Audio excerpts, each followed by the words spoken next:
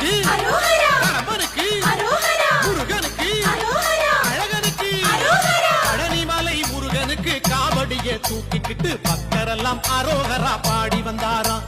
அவர் பரவசமாய் கந்தன் முகம் காண வந்தாராம்.